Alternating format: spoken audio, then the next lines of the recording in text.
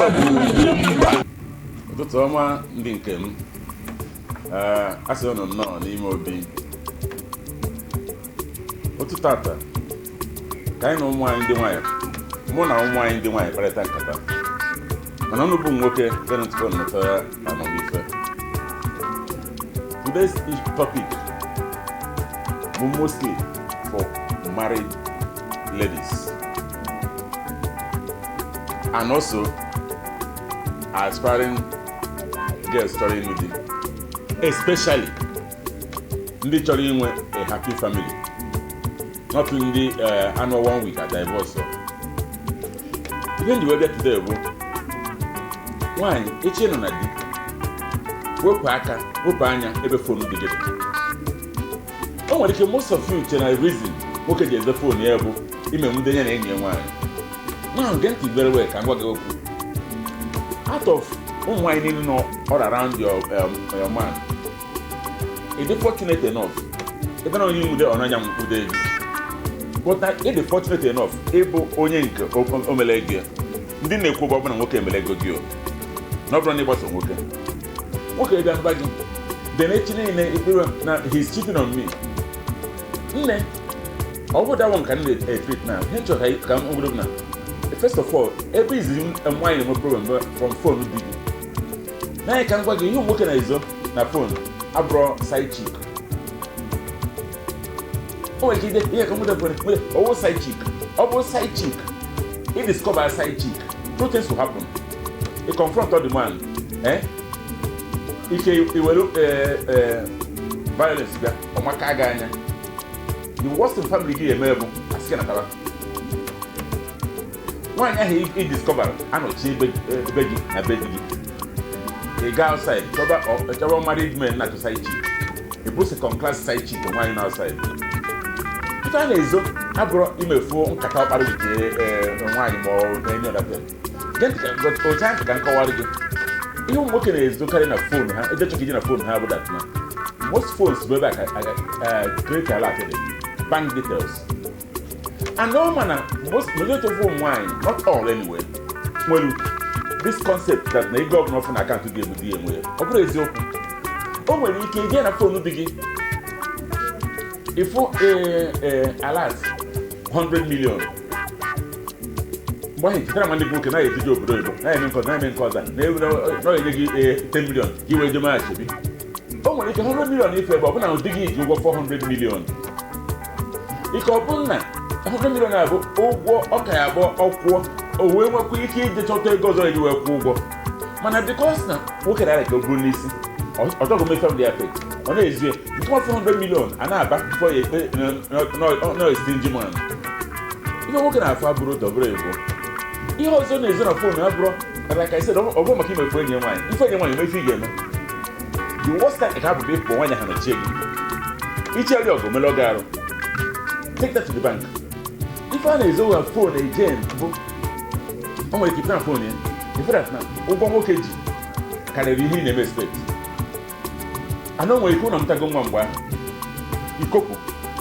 The man who's okay, and I will have or they take a or white because what are if I'm working as on a phone, I'll bring home for my related. And cousin a phone again. Can't do a drinking. Come ready to a drinking. Then another one. Most of you, everything by Facebook. Hide my details. Hide my details. My husband did that. You don't take any phone at Facebook. Over the Facebook model. Any phone Instagram Facebook model. How do you put TikTok? On TikTok, I brought Evan a dossier auto. Can go if you're a number of Equeso Ecuador serious in a keep as when I put the Africa, Kajeco Supado. Probably I'm working in Africa monetization of social media. I turn on now plus, but on minus can go again. Facebook Nando here, Quado. Monetizing content again, Amandi Rich or Mandi Educational or in a mirror or in your macaca in a total.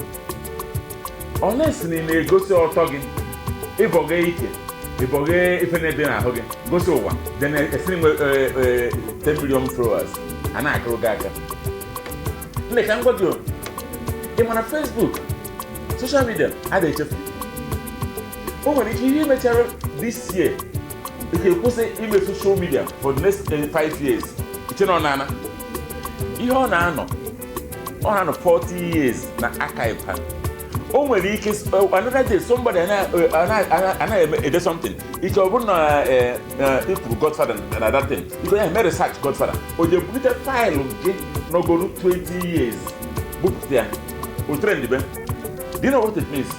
O nwere ike ọ bụ at the peak of ịnụ di or the peak of na nwa gị na-achọ ije di that na-atụlite oke na ọ dịgo damage. Mana some of marriages na crash no agwụrụcha wedding na mecha nwetara ya for the nwoke iche na onye gị nwaanyị mere mara kọrọ ọgwụ o nwere ike bụ rotten life or something you said na Facebook ọ nwoke na-edebe onye na ọfịkwa gị na ihe mere o nwere ike ọ bụrụ ihe kwuru na ihe a n'ife ma ọ bụ na ọjọọ ihe na-etere ndị agba ome nwaanyị nke nwaanyị Afrịka na-ebulu onye ọcha ndị ọcha ka ndị ita nketa obodo mana ụmụ nwaanyị bụ ndị Afrịka biko nụ ka anyị dị careful malụ na social media abụrụ life play abụ ime jewara mteke onye ọbụla nchefu like this program kịta ifo ụbọchị Chidera epetike ndị Igbo na-eme na mana in the next 30 years ụmụ m ya apụtakwa ya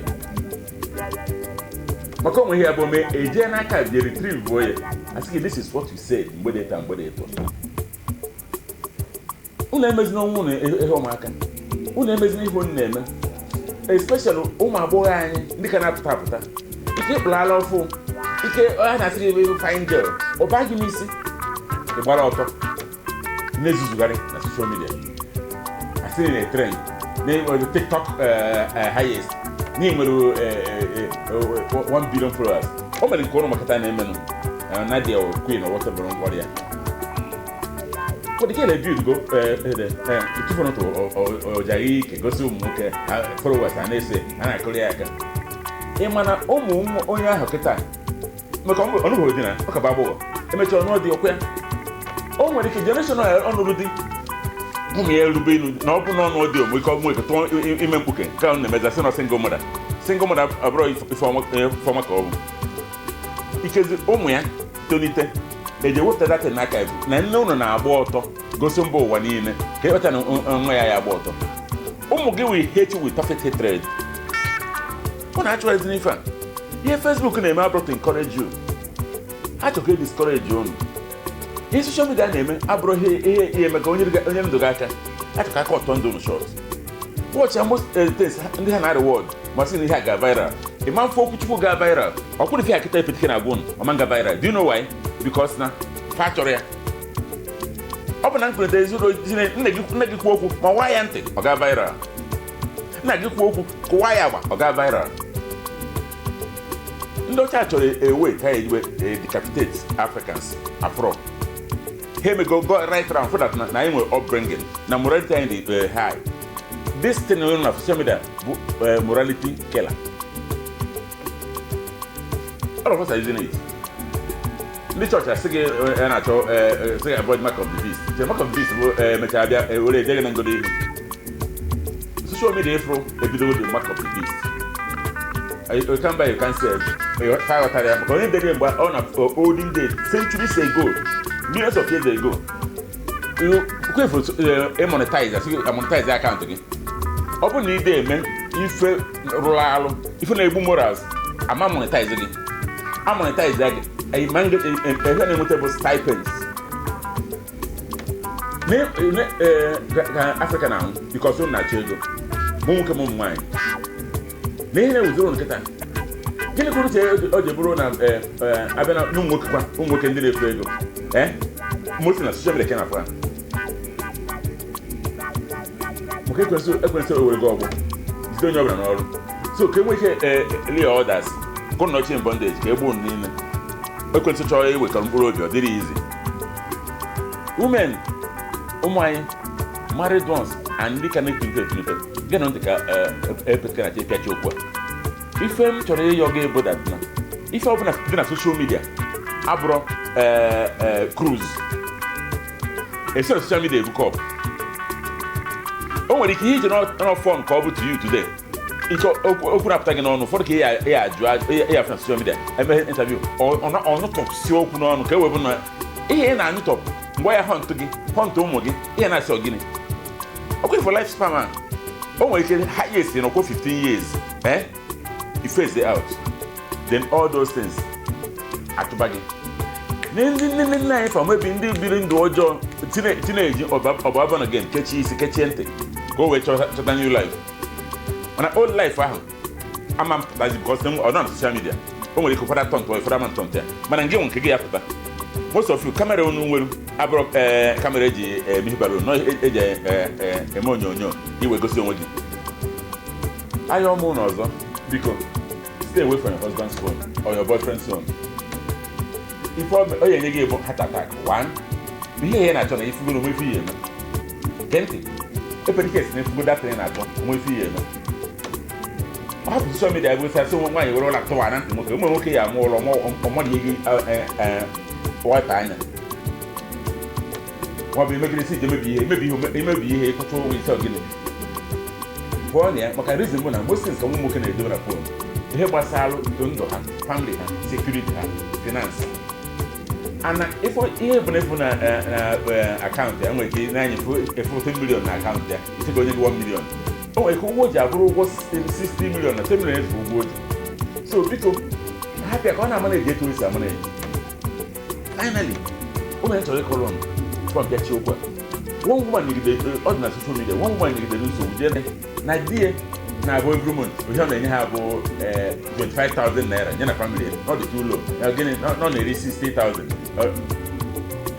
the month sense wara month end gị bịa ọ dọba dị woman ọdụ dọba dị si nwoke na nwunye wụ complain niile ma alụ si from today na salary gị nwere ka anyị na-akwụ ya nwoke gba nkịtị ọsị nwaanyị ihe mere ọbụla na ọsị nwoke ego dị ka iji agba moto nwoke kwuo ego na ọ bụ ebride agbakọ ọrịa ego nri ka na-eri na nri ọ sị na aha eri nri nọ ya bụnya be kama mana ikwesịrị na-eri nri ka iwe dị ike na ọrụ sam agbakọ ego nri ka onye na-akwụ ụgwọ ọkụ ọ sị na ọnya nwe ọgbakọ ka onye na-akwụ ụgwọ akwụkwọ ọgbakọ onye na-akwụ ụgwọ na ọgbakọ agbakọcha everything ọ kwụrụ 60,000 ahụ nwaanyị wee fụ that na ihe nwoke na-spend every month lu 50,000 so which is na ihe ọ na-eji ama na-eji onwe eji less than 10,000 so nwaanyị wee sị mba na eke ozi ọgedi man sị mba na ịtọkọ ya adị nke na-enwezi salary mana oge ọ dị base nye na-akụzi maka nke emeri enye nwoke nke emeri enye nwoke nwaanyị wee fụ na ọ bụrụ ife oche ka ọ na-abụ so biko na apacha m okwu wee na-asị anyị ka anyị bụdịla anyị mma ka ndụ anyị tọọla anyị ndị ọcha